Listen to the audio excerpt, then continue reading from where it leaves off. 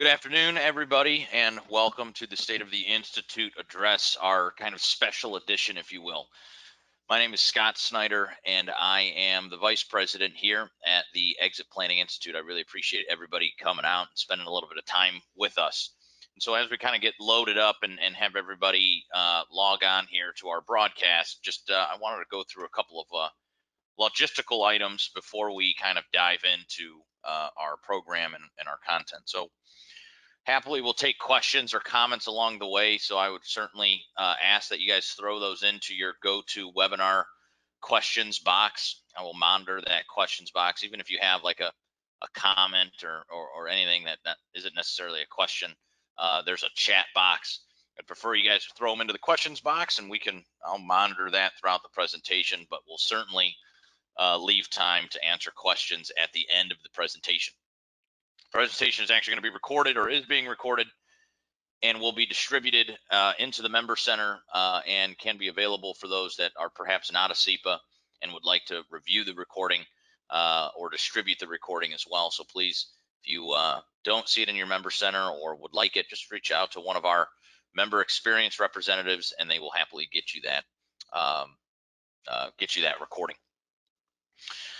And so, to kind of start out, talk about, why are we here today? And so, generally speaking, our State of the Institute address is usually done in January of each year, kind of talking about where do we end up in 2019 as an organization, as a institution, and as a community of advisors and certified exit planning advisors. And then we kind of project on what does 2020 look like, both from new people coming in and from serving our current members.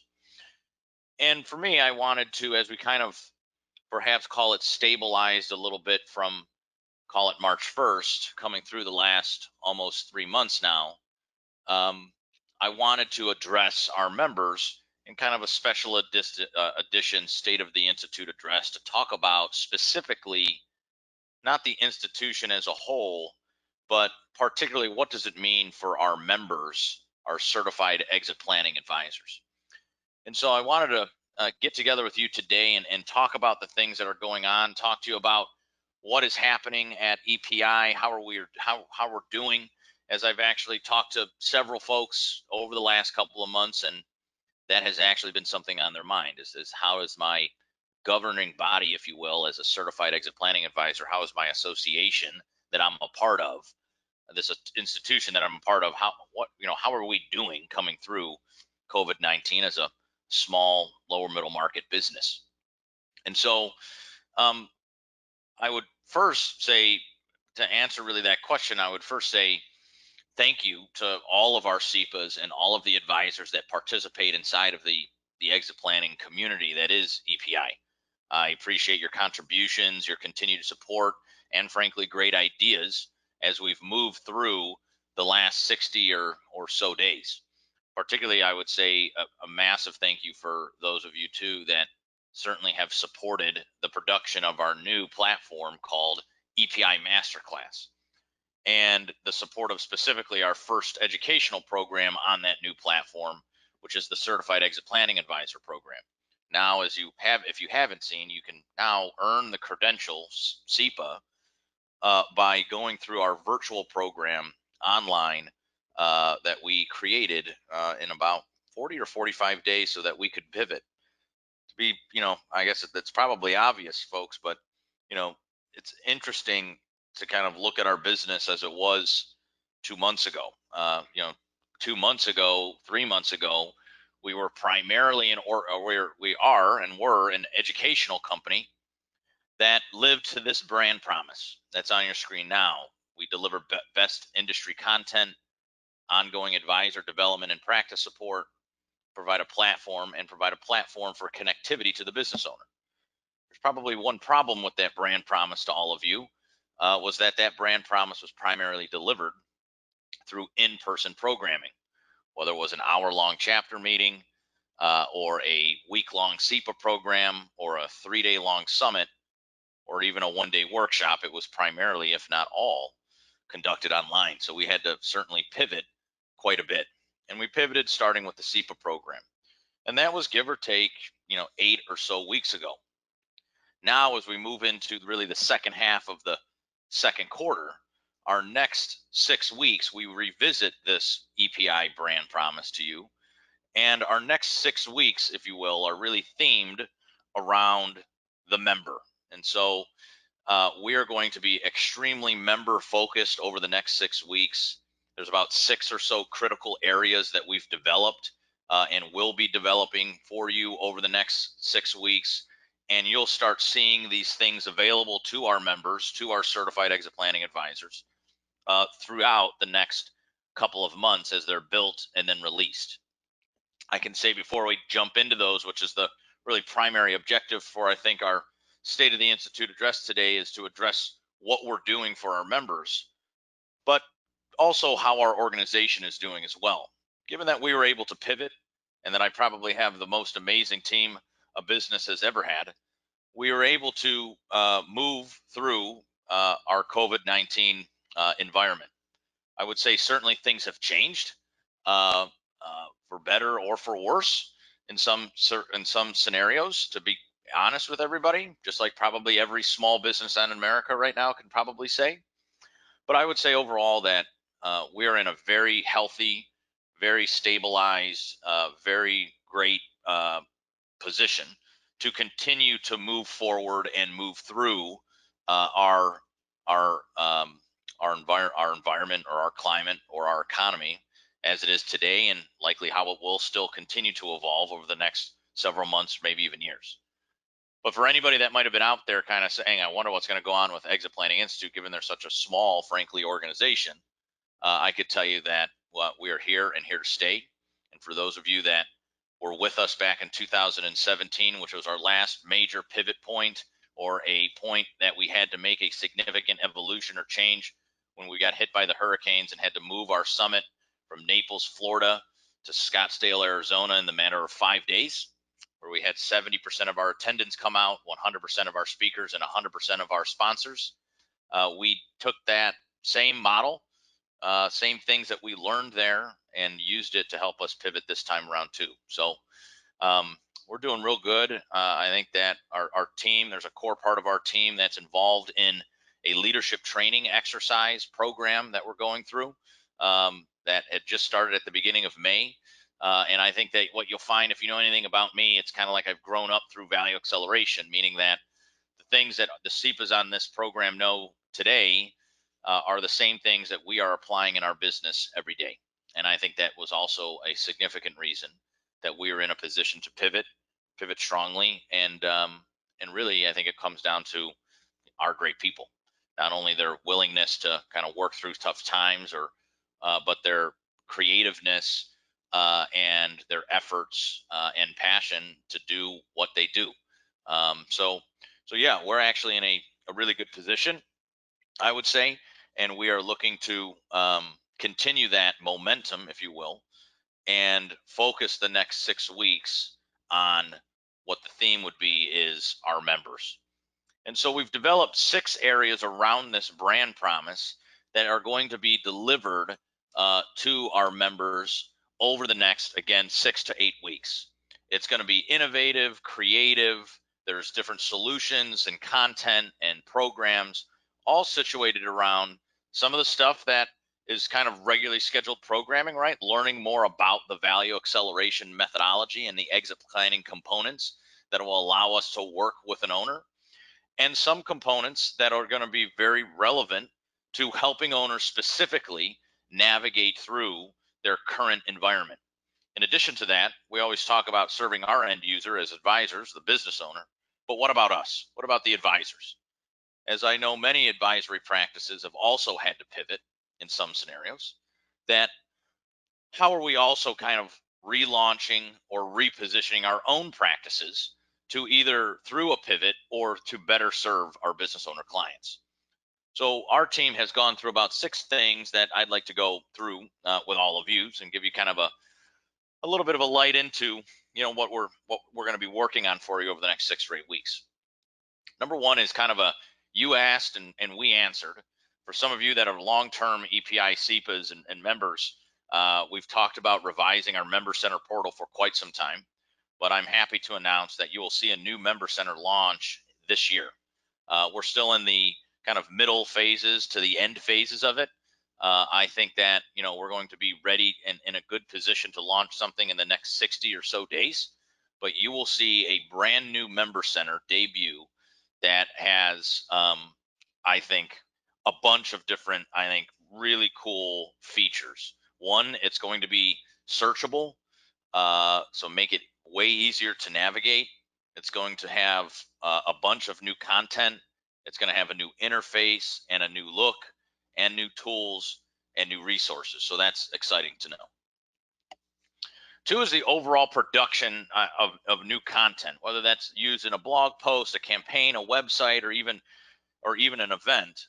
Our team is busy developing what I would consider to be a 12-piece campaign for the advisor to use in either business development purposes and certainly in owner education purposes. Things from your why story and an intro type email or letter explaining what exit planning is and why and who you are inside of that exit planning world, to readiness statistics and research, to a white paper around defining the owner's three gaps, to other pieces around core concepts that are applied in our kind of COVID-19 world. I could tell you that if you've heard me on some of our other sessions, I'm a part of a group called Chief Executive Boards International, CEBI, and it's pretty interesting to sit in this owners group because they continue to talk about the items that we likely all know here as CEPAs, particularly around how do I protect value today so that I could build value tomorrow. And so we're developing content around that, some additional assessments, potential exit options as it relates to our current environment, and growth. I think that for our baby boomer business owner clients, they will have to tap into kind of the same traits and abilities that they had when launching their business probably 20, 30, or 40 years ago. I actually think that the baby boomers are in pretty good shape from the standpoint of they've done it before, they've navigated tough times, they're resilient, they're entrepreneurial, they're fearless, they're limitless, all these kind of traits that I think boomer business owners have. Those traits will also be ignited in them and have to come out to navigate their current situation. We've also built some virtual events, or at least an agenda for those virtual events, utilizing the content inside of the EPI Member Center. So if some of you are sitting here saying, I'd love to be doing some kind of virtual roundtable for a business owner, or even for my fellow groups of advisors, there will be an opportunity for you to utilize some of that content in an event form. And we also released a new membership level that's called the Owner Roundtable Library subscription. So some of you may know about our upgrade of membership, the OEM, the Owner Engagement Membership, which is a pretty robust package of not just content and how to, but tools and resources and coaching and 2 summits per year and marketing assessments, so on and so forth. And what we've done is we said, look, we want you as CEPAs to be in a really good position to be the resource that I think your business owners need during this time. And in order to do that, we wanted to rip out some of the owner roundtable content for you to use in your own way to begin to educate owners. And so that is an additional upgraded subscription that we are now offering for you. Second is the programs. And so we're trying to create relevant member benefit, meaning there's no additional cost to them. The only way they're a part of what you're paying today. They're educational programs for you or for you to bring owners to. And so I think that what becomes also very valuable, kind of tying into that third brand promise, if you will, which is some kind of connectivity to the owner. I can tell you, going back to my chief executive board's example, my owners group, my resource, is that I've never actually seen the group more crowded and more active. So I think that shows me, if you're just using that small example, is that owners are actually very much looking for guidance, education, little nuggets to kind of take away to help them navigate the current situation that we're in and in the future. And so I think that if we could create some events where you could say, hey, I'm a CEPA, as such, I have this series and I can have you come onto the series with me, and maybe like you and your son, or you and your general manager, or you and your business partner, or your spouse could watch this along with me, and which could be a topic we could talk about next. Nonetheless, there are a few different, I would say, if you are very integrated into the EPI community, some very good keynote speakers that have collaborated with us to develop virtual series around very relevant topics for both you and the business owner. You'll see those debuting with some additional tools and everything if you sign up for them at no additional cost as a part of what you have here at EPI as a CEPA. Next, we're taking a long hard look at revamping our webinar series. A lot of you attend a lot of the webinars online at episeminars.com. They're going to look a little different, likely starting in July, and each month we'll hold a theme. And then a part of that theme, there'll be different styles of webinars all talking about that theme. So if you're kind of thinking about this as a series versus an individual webinar, you can attend the individual webinars a part of the series, or you can start at the beginning of the month and end at the end of the month, following straight through. What the month would look like, for example, if we talked about something we all know as CEPAs, say identifying and assessing value, the triggering event, we would start the month doing a 101 style educational course on the triggering event and what it means to identify and assess. We'd then go into a deep dive webinar. The next webinar of the month would be a deeper dive that is case study and application based. How are we actually applying the stuff in a real scenario? We'd then feature the solutions or partners that allow us to make this thing go and support us in our work. We would then do what we're calling a new series called kind of Real Talk, Real Stories, where a group of CEPAs come on, and it's more of a talk show, if you will, where we're taking questions from the audience and talking about how is this stuff really applied in life? How are advisors actually taking this and integrating into what they do? Then there's going to be a couple of offshoot, not necessarily off theme, but offshoot of the main series. There's likely going to be a CE based webinar. So for those of you that are looking for continuing education, and there's going to be a sales and marketing type webinar saying, okay, technically now I know how the triggering event is done, but how do I actually pitch it to an owner?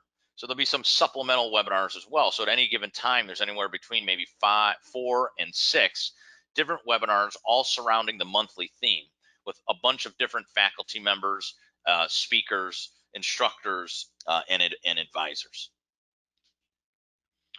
Next is research pieces. I think there's two that we have been investigating doing and partnering with other folks on that have had some extremely creative ideas that we're interested in working with EPI or our CEPAs. One was a theme around, through COVID-19, how advisors have pivoted. Not have how our owner clients have pivoted, but what are the best practices that we have seen inside of the CEPA community, people that own advisory practices, accounting firms, law practices, so on and so forth. How have they pivoted through COVID-19? How are they serving their clients and gaining ideas that way? That's one of maybe 2 research projects that we're looking at, one advisor facing and the other going to be owner facing. 6, and certainly last but not least, is our chapter network. So a lot of us, there's about 35 or 37 chapters across the United States now, with another about 4 launching this year in our virtual world. And a lot of us participate in those chapter networks. So one of the things that we're really looking at is getting all of our chapters back on track, hosting our virtual meeting in their kind of scenario that they're in their regular rhythm, whether that rhythm be once a quarter, every month, or every other month. If you're a part of the chapter network, what you'll see is that there's a good chunk of chapters that have already pivoted and been hosting virtual meetings and done so extremely successfully. There's others that have kind of just been in a holding pattern, waiting to see how we kind of come through this thing and waiting for some guidance from EPI Global. Nonetheless, we had our chapter president's call, I think it was just last week, and our goal is to get all of our chapters who would like to and believe in the virtual education component and it's right for their model, get on our EPI platform or invest in their own platform to begin to get the group back together, deliver best in class content and advisor development and other networking opportunities. The cool thing, and why I mentioned this for the overall membership, if you're sitting here saying I'm not in a chapter city, what the silver lining, I guess, if you will, the in having virtual meetings is that if you're sitting in Cleveland, Ohio, and you thought the Los Angeles chapter meeting, the LA chapter meeting was extremely interesting and valuable and beneficial, you could log on to that meeting. So I would invite you to go to epichapters.com and look at the chapters that are hosting in their meetings virtually. You are encouraged to sign on and sign in for those meetings and register for meetings regardless of what city or region that you sit in. It'll give you some additional networking opportunities. Some of our chapters are doing Zoom breakout rooms. Some of our chapters are continuing to do owner facing events like a virtual owners forum. Some of them are doing networking meetups as in addition to their regular monthly call. But in talking to the chapter presidents, I think that we're going to probably be in this thing for a little bit as far as large group gatherings, and that we are going to, over the next 6 weeks, begin to take all of our chapters that are willing to go virtual, take them virtual, and start re-engaging the community both on a networking side and in a content side. So we'll be working with our chapters to produce that, as well as some other, I think, significant events. And so if you do follow our EPI Masterclass new platform that we're offering, our virtual platform, one of the other things that we've done here, folks, is basically taken the EPI education platform and broke it into two things. One, we have EPI Masterclass. EPI Masterclass is our virtual classroom, if you will. So if you're interested in learning from home at the comfort of your own home office, having self mastery tools and self study exercises, and earning the same type of or going through the same type of body of knowledge, so on and so forth, Masterclass would be your brand. Now, if you're into group work, the physical handshake, or talking to people in the same room, and I don't know if we'll be doing handshakes, I guess, for a long time, but nonetheless, I've been talking to people in the same room and having that kind of in-person experience. That platform is now called EPI Executive Experience. And so going to our chapters, we said, look, we want to really get back to the networking and the content that I think a lot of people come to the chapters for. And so we'll be working with our chapters to do some additional things outside of just chapter meetings to drive best in class and some additional connections. So those are the 6 things that that we have developed that, in my opinion, are very member focused over the next 6 or so weeks. Again, if you looked at our theme, that's our theme. You'll see these sporadically start to pop up and be released over the next 6 to 8 weeks as they're developed.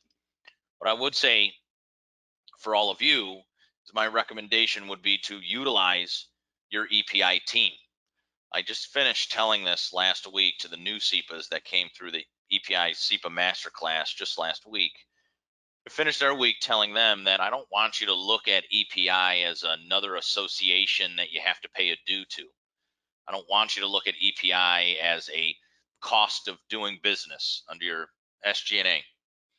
What I would more so look at is it is your investment. It's an investment, and we are a contributor to your success, so that we become a resource and a partner for you in exit planning.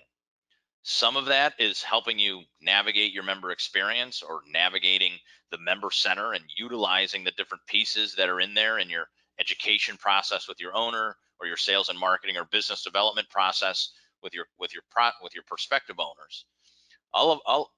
Another piece of that is being available for all of you when you need something, whether that is a question about what are other advisors doing, or can you connect me to this advisor or that owner, or can you give me some advice on how to utilize some of these pieces, or can I connect with Scott or Chris or one of your CEPA faculty members for some other deep dive information. I'd like you to utilize the folks that you see on your screen. This is our member experience team and growing. And so use us as that resource for you as you as well navigate through this current environment. So with that, folks, I want to pause and take some questions for all of you from all of you. So if you have a question, this would be a great time to throw it into the questions box, and I'll pull that stuff up here in a quick moment.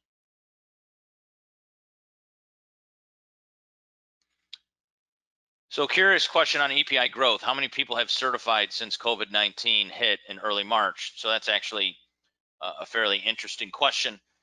We had transferred, unfortunately, we had to cancel the March class, which was in Atlanta, but then we moved Cleveland and we moved Chicago, and now we've moved New York City onto our virtual platform, our masterclass platform. So there's been roughly, give or take, about 370 people that have newly certified over the past couple of programs. There was about 240 people in April and about 130 or so people that came through our last class. So we're actually at a pretty significant point for us as a overall EPI community, because we've, I think, neared or hit as many people that have come through programs in all of 2019 have come through programs already in 2020. So our growth inside of the CEPA community is still pretty huge, and I think very relevant and beneficial to the overall community. I think that as a CEPA, having more CEPA surrounding me, frankly, make it easier to do my job, easier to collaborate, and spreads the general awareness across the board to owners and advisors on the significance of exit planning. Another question is, you mentioned your CEBI calls. How are baby boomer owners feeling about doing business calls and calls in Zoom? Are they sick of it yet, or do they think do they think it has become a popular welcome thing for business owners? I'm curious for my new business that I market to direct to owners for consulting services during the pandemic. Yeah, I think good question. I mean, I could tell you that for me, what was interesting in coming into the pandemic is I'm a very much so an in person like work environment type guy, very much extroverted, really vibe off the energy of other people. And I don't know if I'm unique, but I could tell you the owners that are at least part of CUBI feel the same way about, is that there are people that go into their offices, go into their factories, go on out to their trucks, whatever it might be for them, their stores. So I would say they probably feel similarly, but I would say that we've all evolved. And so what's interesting about CEBI is, give or take, we would have a 1-day in-person meeting like once a quarter. We've moved those to every other week meetings. I think it is about an hour per meeting, and I've never seen them more crowded, and they're all on Zoom. So I could say when we're on there, I would say that it's not necessarily all boomers. It's a pretty good array of different people. Although I would probably say that the majority are actually boomers. They all seem to have taken onto it pretty well, and that they I don't think really mind it all that much, given that they frankly really don't have another choice. It's kind of our world right now. But our groups have gone extremely successful, and I've talked to other business owners outside of CEBI on the same type of platforms. What does CEBI stand for? CEBI is Chief Executive Boards International. CEBI. They have about, give or take, 30 boards across the United States. You can think of these boards as again, individual Vistage type groups, right? So they're not Vistage. It's actually probably a competitor to Vistage. But nonetheless, it would be similar to probably what you expected a Vistage to style meeting, just a little bit more intimate. Everybody gets to participate, a little bit lower of a price point for an owner, but a pretty wide variety. They have anywhere between a $1 million revenue company up to a $100 million revenue company. Have about 30 boards across the United States, really split, in my opinion, concentrated in the Midwest and the South. They're actually headquartered in South Carolina. So if my firm has webinar topics and content we want to contribute to CEPAs and the EPI community, who do I send it to? So yes, I would say if you have anything that you want to contribute, again, I think we talk about the community, the EPI as a community, because it is. I think collaboration is absolutely key. So I think it's a critical question. So the simple answer is yes, send it to me. My name is, my email is ssnider, SNIDER, at exit-planning-institute.org. All right, everybody. Well, I appreciate you spending about 40 or so minutes of your afternoon with me. We're going to have this downloaded and distributed. I appreciate it. I appreciate your time, and I appreciate your support. I hope to see you all soon, whether it's a virtual event or in-person event. Hope to see you very soon. Talk to you later.